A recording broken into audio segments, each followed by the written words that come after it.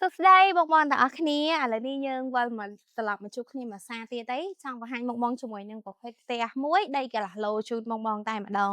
អញ្ចឹងបងដែលគាត់មើលឲ្យចាប់អារម្មណ៍អីអាចខមមិនសាកសួរបានណាហើយឥឡូវនេះខ្ញុំកំពុងតែនៅផ្ទះគំរូខាង Boreo NC Villa ផ្ទាល់តែម្ដងដែលគេកំពុងតែផ្ទុះការចាប់អារម្មណ៍ខ្លាំងមែនទែននៅតំបន់ទំនប់កប់សើបច្ចុប្បន្ននេះបងដោយសារតម៉ូដផ្ទះគេស្អាតហើយចំណុចពិសេសភ្ញៀវដែលគាត់ទិញទៅអាចនិយាយបានថាគាត់អាចមានទំនុកចិត្ត100%ដោយសារតខាងគម្រោងរបស់គេនឹងច្បាស់លាស់ហើយតាមដែលដឹងមកគម្រោងនេះគឺជាគម្រោងទី5ហើយដែលយើងកំពុងតែថតបង្ហាញអញ្ចឹងតាំងពីគេបើកលក់មកដល់បច្ចុប្បន្នគេមាន5គម្រោងដោយគម្រោងទី1ទី2ទី3ទី4គឺនៅក្បែរផ្លូវលបឿនលឿនភ្នំពេញកំពង់សោមនិងគម្រោងទី5នេះគឺនៅខាងជើងវត្តភ្នៀតនឹងតែម្ដងណាបងចាអញ្ចឹងសម្រាប់ផ្ទះនៅខាងគម្រោងគេលយត្រង់ថាបងទិញតែផ្ទះក៏ពិតមែនប៉ុន្តែបងអាចកំងទំហំដីទៅតាមចិត្តបងស្រឡាញ់បងចង់បានធំកម្រិតណាក៏ខាងបរិយគេមានដែរបងអាចទិញដូចផ្ទះគម្រោងចាស់ក៏បានដែរគេហៅថាផ្ទះមួយដីកន្លះឡូអញ្ចឹងមានន័យថាក្បាលដីបាន6-10ម៉ែត្រកន្លះព្រោះផ្ទះទូទៅរបស់គេហ្មងគេបានក្បាលដី11ម៉ែត្រអញ្ចឹងបើសិនជាបងទិញកន្លះឡូបន្ថែមបាន5ម៉ែត្រកន្លះទៀតអញ្ចឹងបូកចូលគ្នាបានក្បាល6-10ម៉ែត្រកន្លះអញ្ចឹងសួរថាដីដែលនៅសល់ទិញទៅហ្នឹងគឺតម្រូវថាត្រូវតែធ្វើឲ្យដូចផ្ទះគំរូមកឬក៏បងអាចឆ្នៃទៅតាមអីដែលបងជាតម្រូវការចាអញ្ចឹងសម្រាប់គម្រោងណាយើងអត់ដឹងទេប៉ុន្តែសម្រាប់គម្រោងនៅ Barrio NC Villa ចំពោះដីសល់ចំហៀងផ្ទះហ្នឹងបងអាចធ្វើអីក៏បានដែរស្រេចចិត្តបងឯងចាបងចង់ធ្វើដូចផ្ទះគំរូក៏បានចាមានកញ្ចោះមានអាងបងឈូកកន្លែងអង្គុយលេងអញ្ចឹងក៏បានឬមួយក៏បងថាអត់ទេ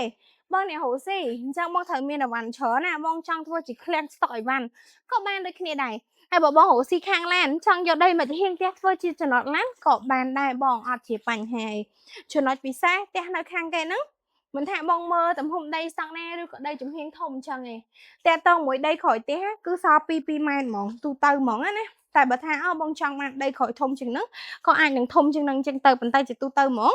ដីស្តង់ណាតម្លៃ120,000ជាងហ្នឹងក៏សល់ដីក្រោយ2ម៉ែត្រដែរនេះឲ្យខាងបរិយគេរៀបចំវាយក្រានីតឲ្យបងប្អូនចាឃើញណាបងប្អូនចារៀបចំវាយក្រានីតឲ្យទុកបន្លោះឲ្យបងដាំតំណាំអីបែបហ្នឹងចាហើយមកចំហៀងផ្ទះសម្រាប់ទំហំដីស្តង់ណាគឺសល់បាន1.65 បែបនេះសងខាងហ្មងបងសងខាងហ្មងគឺ1.65 ហើយគេរៀបចំអឺគេហៅថាក្រូឈើឲ្យបងប្អូនអញ្ចឹងអាចដាក់តុញ៉ាំកាហ្វេអីចំហៀងផ្ទះបានអញ្ចឹងទៅហើយចំណុចពិសេសបងឆ្ងល់ថាចាំបាច់ធ្វើទ្វារចំហៀងផ្ទះទៅអីបងគេគិតគួរណានេះនៅពេលដែលបងដាំស្លមានសម្រាមស្អុយធំក្លិនណានេះបងអាចរៀបចំចាធ្វើការលាងអីឲ្យអស់ប្រម៉ែប្រមូលសម្រាមចោលតាមចំហៀងផ្ទះទៅអត់ចាំបាច់ដើរចូលខាងក្នុងផ្ទះឲ្យធំក្លិនស្អុយឬមួយក៏មានភ្ញៀវអង្គុយនៅបន្ទប់ទទួលភ្ញៀវឲ្យត្រូវយួរសម្រាមយកទៅបោះចោលមើលមកអាក្រក់មើលបងអញ្ចឹងបងទិញនៅនេះគឺស្រួលអញ្ចឹងគឺមានសពគ្រប់អញ្ចឹងអញ្ចឹងទៅបានន័យថាដូចបងទិញដីធ្វើផ្ទះខ្លួនឯងអញ្ចឹងណាគេគិតគួរឲ្យបងគ្រប់ជ្រុងហើយចំណុចដែលធ្វើឲ្យគម្រោងរបស់គេនឹងលក់ដាច់មានអតិជនកាន់តែគាំទ្រនឹងរសារអីបង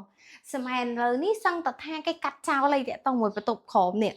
មូលហេតុតែខ្ញុំប្រាប់បងដោយសារគេគិតថាពេលដែលយើងធ្វើបន្ទប់គេនៅជាន់តដីអញ្ចឹងទៅវាស៊ីស្ពេសផ្ទះអញ្ចឹងនៅពេលដែលភ្ញៀវគាត់មកមើល showroom គាត់អាចនឹងមានអារម្មណ៍ថាផ្ទះចង្អៀតអញ្ចឹងណាប៉ុន្តែនៅខាងគេនេះសាច់ផ្ទះគេបានតែ7.7 គុណនឹង11ម៉ែត្រទេប៉ុន្តែគេច្នៃឲ្យយើងមានគ្រប់សពហើយមកនឹងថាមិនគេធ្វើបន្ទប់ជាន់តដីអត់គេអត់ភ័យខ្លាចស៊ីស្ពេសទេប៉ុន្តែគេគិតគូរទៅដល់អតិជនវិញសម្រាប់អតិជនណាដែលគាត់ថាមានម៉ាក់ប៉ាចាស់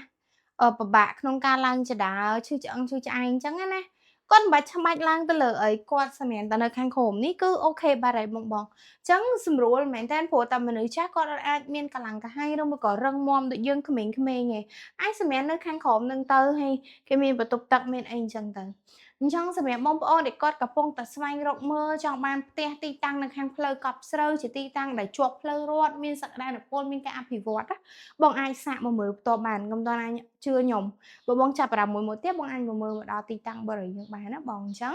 ក្នុងវីដេអូនេះគឺយើងមានតែប៉ុណ្្នេះទេរកព័ត៌មានលម្អិតបន្ថែមជួបគ្នានៅវីដេអូក្រោយបន្ថែមទៀតចាអរគុណ